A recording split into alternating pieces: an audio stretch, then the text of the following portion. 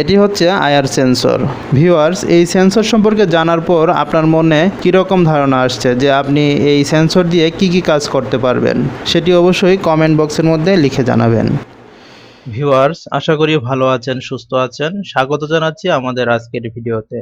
এই ভিডিওটি তাদের জন্য যারা ইলেকট্রনিক্স শিখতে ও জানতে ভালোবাসেন। এই ভিডিওটি সম্পূর্ণ দেখলে আপনি জানতে পারবেন ইনফ্রারেড এলইডি কি এবং ইনফ্রারেড সেন্সর কি, অর্থাৎ আইআর ট্রান্সমিটার এবং আইআর রিসিভার কিভাবে সার্কিটের মধ্যে সংযুক্ত করতে হয় সে সম্পর্কে জানতে পারবেন। ভিডিওটি দেখার পর যদি আপনি উপকৃত হন তাহলে অবশ্যই লাইক করবেন, কমেন্ট করবেন এবং শেয়ার করবেন। উপকৃত না হলেও শেয়ার করুন, কারণ আপনার একটি শেয়ারের মাধ্যমে অন্য কেউ উপকৃত হতে পারে।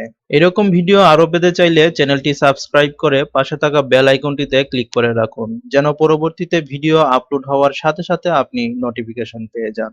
তাহলে চলুন কথা না বাড়িয়ে ফিরে যাই আমরা আমাদের আজকের বিষয়ে।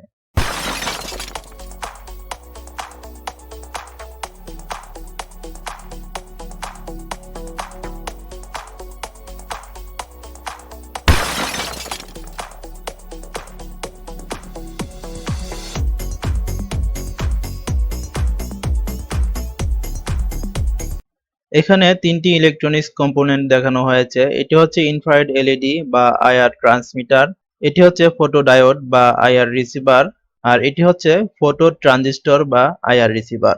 এখানে দুটি আইআর রিসিভার রয়েছে। আমরা আজকে শুধু ফটো ডায়োড আইআর রিসিভার সম্পর্কে জানব। ইনফ্রারেড এলইডি বা আইআর ট্রান্সমিটার দেখতে সাধারণ লাইট ইমিটিং ডায়োডের মতোই। যখন এর মধ্যে সাপ্লাই দেওয়া হয়, অর্থাৎ অ্যানোড প্রান্তে পজিটিভ এবং ক্যাথোড প্রান্তে নেগেটিভ সংযুক্ত করা হয়, তখন এর মধ্য থেকে অতি বেগুনি রশ্মি বা আল্ট্রাভায়োলেট রে বের হয়, যা সাধারণত খালি চোখে দেখা যায় না। তবে আমরা এই রশ্মিটি সহজেই দেখতে পারি। আমরা যদি মোবাইল ফোনের ক্যামেরা অন করে এই এলইডির সামনে ধরি, তাহলে ওই ক্যামেরার মধ্যে এই ইনফ্রারেড এলইডি বা আইআর ট্রান্সমিটারের আলোটি দেখা যাবে।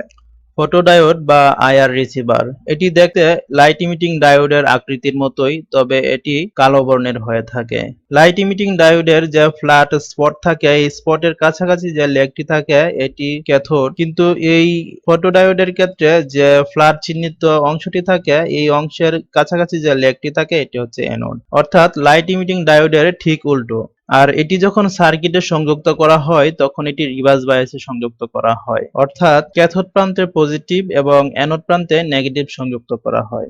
যখন এই ডায়োডের মধ্যে আলো পতিত হয় তখন ক্যাথোড প্রান্ত এবং অ্যানোড প্রান্তের মধ্যে একটি সংযোগ ঘটে, আর যখন এর মধ্যে আল্ট্রাভায়োলেট রে পতিত হয়, অর্থাৎ অতি বেগুনি রশ্মি পতিত হয়, তখন এটি খুব সহজেই অ্যানোড প্রান্তের সাথে ক্যাথোড প্রান্তের সংযোগ ঘটে।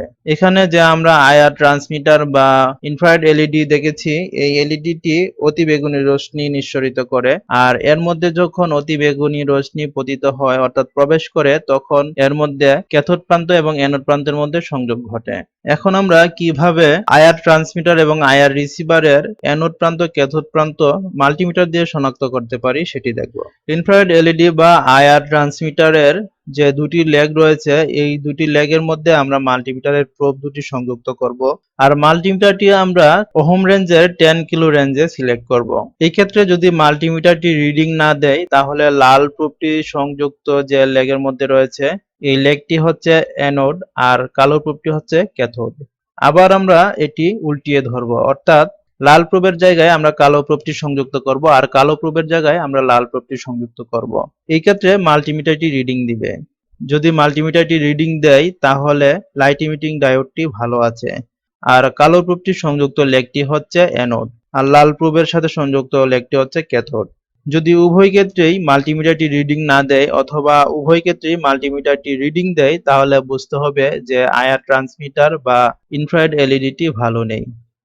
ডিজিটাল মাল্টিমিটার দিয়ে যখন আমরা এলইডির অ্যানোড এবং ক্যাথোড প্রান্ত শনাক্ত করব, তখন আমরা মাল্টিমিটারের রেঞ্জটিকে ডায়োডের মধ্যে সিলেক্ট করব। ডায়োডের মধ্যে সিলেক্ট করার পর মাল্টিমিটারের প্রোব দুটি আমরা লাইট ইমিটিং ডায়োডের দুটি লেগের মধ্যে সংযুক্ত করব।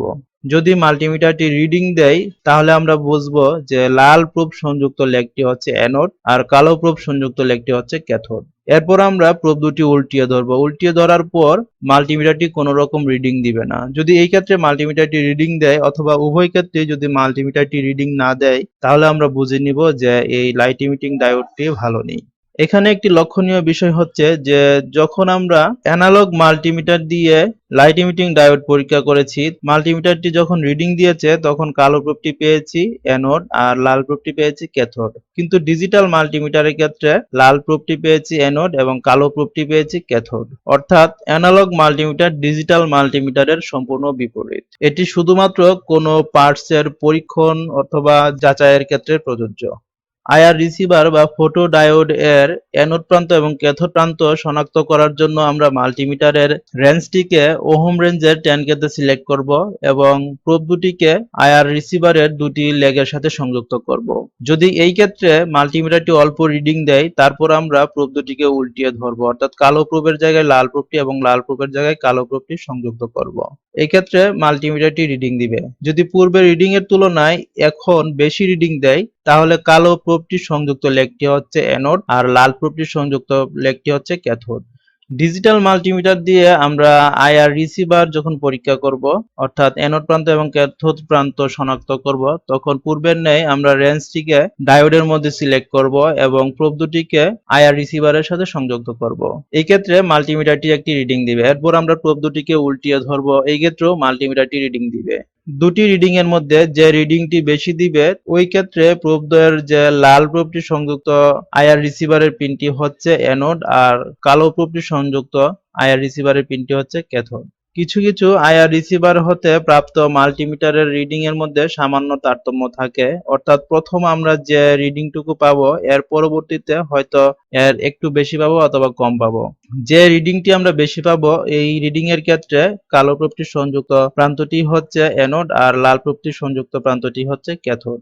ডিজিটাল মাল্টিমিটারের ক্ষেত্রেও ঠিক একই নিয়ম প্রযোজ্য হবে, অর্থাৎ যে রিডিংটি বেশি দিবে ওই সময় লাল প্রোব সংযুক্ত প্রান্তটি হচ্ছে অ্যানোড আর কালো প্রোব সংযুক্ত প্রান্তটি হচ্ছে ক্যাথোড। এখন আমরা দেখব যে আইআর ট্রান্সমিটার এবং রিসিভার কিভাবে সার্কিটের মধ্যে সংযুক্ত করতে হয়। এখানে একটি সার্কিট দেখানো হয়েছে। এখানে সোর্স হচ্ছে 9 ভোল্ট। 9 ভোল্টের মধ্যে আমরা আইআর ট্রান্সমিটার অর্থাৎ ইনফ্রারেড এলইডিটি সংযুক্ত করব।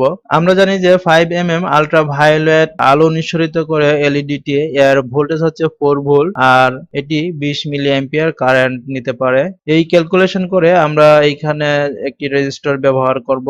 যখন এই লাইট ইমিটিং ডায়োডটি সোর্সের সাথে সংযুক্ত হবে তখন এর মধ্য থেকে অতিবেগুনি রশ্মি নিঃসরিত হবে, অর্থাৎ আল্ট্রাভায়োলেট রে বের হবে। আর যখনই এর সামনে কোনো অবজেক্ট আসবে, অর্থাৎ অতিবেগুনি রশ্মি কোনো কিছুর মধ্যে বাধাপ্রাপ্ত হয়ে ফিরে আসবে, তখন এই বাধাপ্রাপ্ত হয়ে ফিরে আসা অতিবেগুনি রশ্মি আইআর ট্রান্সমিটার বা ফটোডায়োডের মধ্যে আপতিত হবে। অতিবেগুনি রশ্মি যখন এই ডায়োডের মধ্যে প্রবেশ করবে তখন ক্যাথোড প্রান্তের সাথে অ্যানোড প্রান্তের একটি সংযোগ ঘটবে। আর এখানে এই ফটোডায়োডটি রিভার্স বায়াসে সংযুক্ত রয়েছে, অর্থাৎ ক্যাথোড প্রান্তের সাথে পজিটিভ আর অ্যানোড প্রান্তের সাথে নেগেটিভ সংযুক্ত রয়েছে। যখনই এর মধ্যে অতিবেগুনি রশ্মি প্রবেশ করবে তখন ক্যাথোড প্রান্তের সাথে অ্যানোড প্রান্তের সংযোগ হওয়ার ফলে এই পজিটিভ সাপ্লাইটি এই রেজিস্টরের মধ্য দিয়ে এই ট্রানজিস্টরের বেজের মধ্যে চলে আসবে।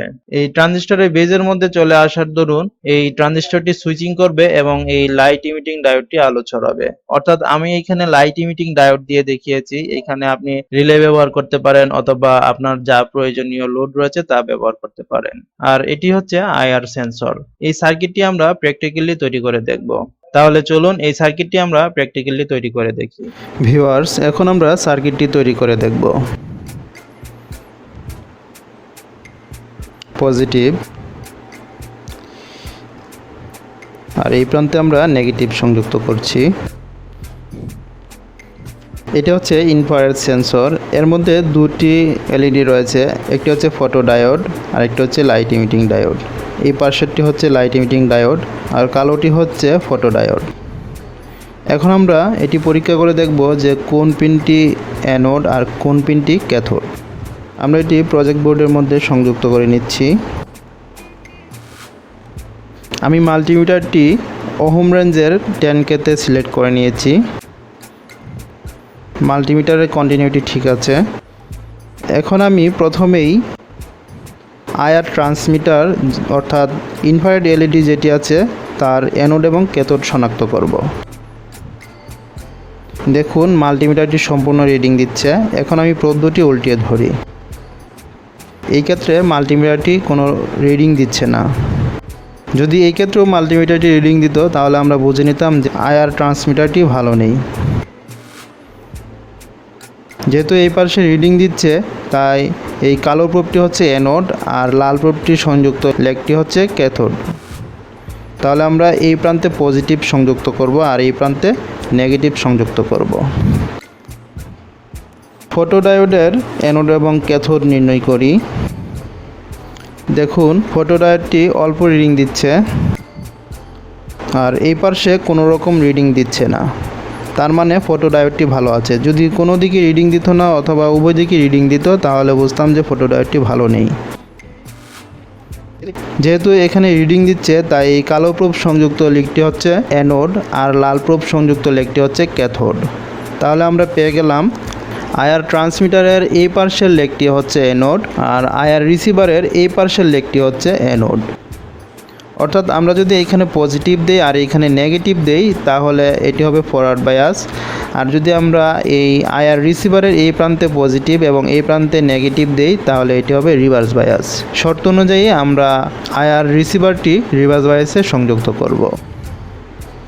একটি রেজিস্টরের মাধ্যমে আমি পজিটিভ সংযুক্ত করছি আইআর ট্রান্সমিটারের সাথে অর্থাৎ অ্যানোড প্রান্তের সাথে। আরেকটি রেজিস্টরের মাধ্যমে আমি আইআর রিসিভারের ক্যাথোড প্রান্তের সাথে পজিটিভ সংযুক্ত করছি। এখন আমি একটি জাম্পার ওয়্যারের মাধ্যমে আইআর ট্রান্সমিটারের ক্যাথোড প্রান্তের সাথে সংযুক্ত করব নেগেটিভের। এখন আমি একটি রেজিস্টরের মাধ্যমে আইআর রিসিভারের অ্যানোড প্রান্ত হতে ট্রানজিস্টরের বেজের সাথে সংযুক্ত করব। এটি হচ্ছে একটি 2N22 ট্রানজিস্টর। এটি হচ্ছে একটি NPN ট্রানজিস্টর। এর প্রথম লেগটি হচ্ছে ইমিটার, মাঝখানে একটি বেজ এবং এই পাশেরটি হচ্ছে কালেক্টর। তো ইমিটার আমি নেগেটিভের সাথে সংযুক্ত করব। এখানে আমি লোড হিসেবে একটি লাইট ইমিটিং ডায়োড নিয়েছি। এই লাইট ইমিটিং ডায়োডের ক্যাথোড প্রান্তটি আমি ট্রানজিস্টরের কালেক্টরের সাথে যুক্ত করছি।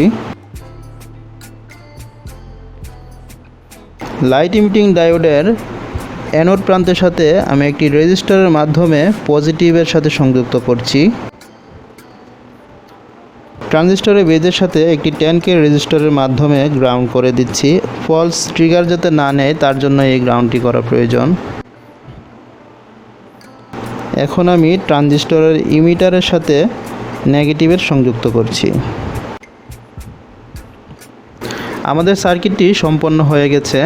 এখন আমি এর মধ্যে পাওয়ার সংযুক্ত করব। দেখুন এখানে যে আইআর ট্রান্সমিটারটি আলো দিচ্ছে অর্থাৎ অতিবেগুনি রশ্মি নিঃসরিত হচ্ছে সেটি আমরা দেখতে পাচ্ছি। এটি কিন্তু ক্যামেরা ছাড়া খালি চোখে দেখা যাবে না, যেহেতু এইখানে ক্যামেরা রয়েছে তাই আমরা দেখতে পাচ্ছি। এখন এর সামনে যদি কোনো অবজেক্ট চলে আসে অর্থাৎ এই বেগুনি রশ্মিটি যদি কোথাও প্রতিফলিত হয়ে ফটোডায়োডের মধ্যে প্রবেশ করে তাহলে ফটোডায়োডটি ক্যাথোডের সাথে অ্যানোডের সংযোগ হবে এবং এই ট্রানজিস্টরটি সুইচিং করবে। ট্রানজিস্টরটি সুইচিং করার ফলে আমাদের লাইট ইমিটিং ডায়োডটি আলো ছড়াবে। আমার হাতের মধ্যে অতিবেগুনি রশ্মি অর্থাৎ আল্ট্রাভায়োলেট রে প্রতিফলিত হয়ে ফটোডায়োডের মধ্যে প্রবেশ করছে এবং এটি ট্রানজিস্টরকে সুইচিং করাচ্ছে।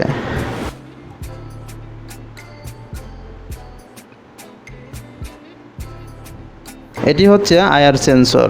ভিউয়ার্স, এই সেন্সর সম্পর্কে জানার পর আপনার মনে কীরকম ধারণা আসছে যে আপনি এই সেন্সর দিয়ে কি কি কাজ করতে পারবেন সেটি অবশ্যই কমেন্ট বক্সের মধ্যে লিখে জানাবেন।